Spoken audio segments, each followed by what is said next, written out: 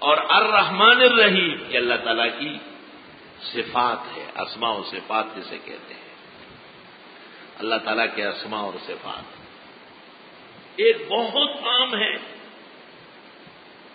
وہ دنیا میں اس کا ظہور ہے۔ کفار، مشرکین، منحرفین، ان سب کو اللہ تعالیٰ زمین پر رہنے دے رہا ہے، پانی پینے کی اجازت ہے، سانس لے رہے ہیں، آکسیجن ان کو مہیا کر رہا ہے، بلکہ رزق ظاہری ان کو زیادہ دیا جا رہا ہے۔ بنادا آن چنا روزے رسانت کہ دانا اندراں ہے رام بمادت۔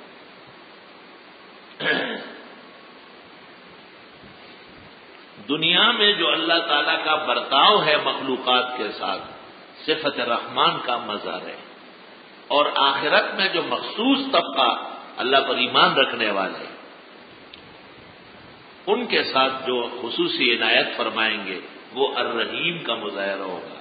اس لیے بیضاوی میں ہے رحمان فی الدنیا و رحیم علی المومنین فی الآخرہ، یا رحمان الدنیا و رحیم الآخرہ۔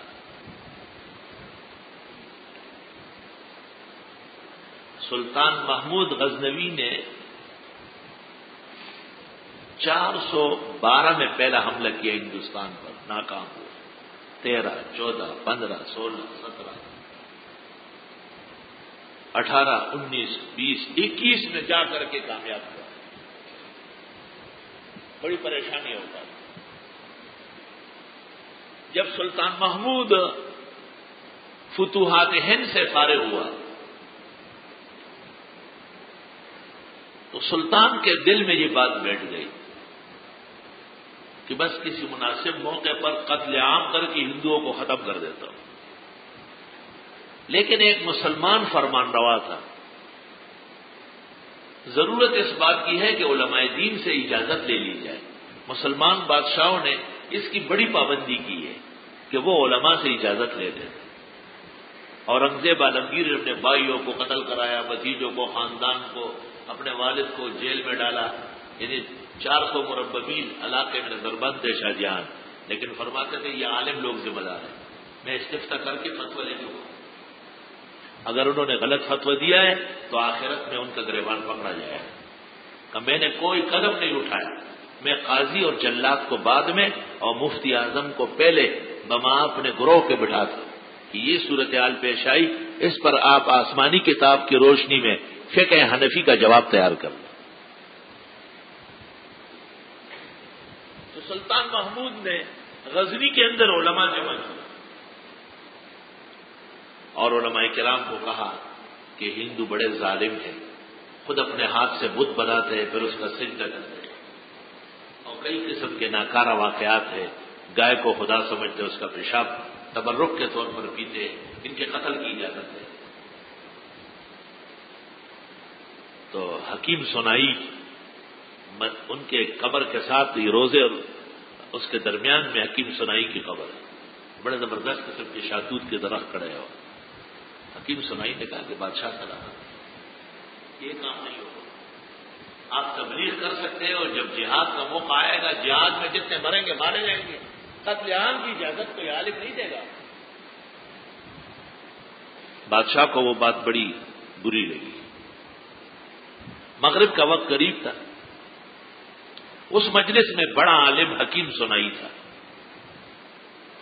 جس کا وہ مشہور نظم ہے جن کے متعلق مولانا اشرف علی صاحب فرماتے ہیں کہ سالک کو چاہیے کبھی کبھی پڑھا کرے، اللہ کی توحید پر مشتمل ہے، ایمان میں طاقت آئے گی۔ التکشف ملکہ ذکر تو گویم کہ بتوحید سزائی، تو خداوند یمینی تو خداوند شمالی، تو خداوند جلیلی تو خداوند جمیلی، ملکہ ذکر تو گویم کہ بتوحید سزائی۔ ایک لمبی نظم ہے رسا، نہ نیازت بولادت نہ بفرزند تو حاجت، احد لیس کمثلی صمد لیس کفضلی۔ حکیم سنائی نماز میں آگے ہو گئے، مغرب کی نماز میں اللہ اکبر الحمدللہ رب المسلمین، تو بادشاہ نے آواز دی رب العالمین۔ حکیم صاحب نے پھر الحمدللہ رب العالمین پڑھا۔ جب نماز سے فارغ ہوئے بادشاہ سے کہا رب المسلمین نہیں پڑھنے دے رہے؟ کہا نہیں۔ کہا پھر کیوں ہندوؤں کا قتل عام کر رہا ہے؟ بادشاہ نے کہا معافی چاہتا ہوں. کہتے ایک لفظ میں سمجھا دیا اس کو. نماز میں الحمدللہ رب العالمین کی جگہ رب المسلمین پڑھا. کیا آپ کہتے ہیں کہ اور کافر دنیا میں کوئی رہے ہی نہیں؟ اس کا مطلب یہ ہے کہ اللہ تعالیٰ صرف مسلمانوں کا رب ہے. دنیا کے اندر تو حلال جانور بھی ہے، مردار بھی ہے، پاک بھی ہے، پلید بھی ہے، مومن بھی ہے، کافر بھی ہے. الرحمن الرحیم، وہ مہربان ہیں، یعنی مخالفین کو بھی رزق و روزی عطا فرماتے ہیں. عبادت اور توحید نہ ماننے والوں کو بھی اس زمین پر رہنے دیتا ہے، اور ان کی بھی بڑی بڑی حکومتیں اور سلطنتیں قائم ہیں. الرحیم، لیکن فرق ہو جائے گا، آخرت آنے والی ہے، وہاں بخشش صرف مسلمانوں کی ہوگی.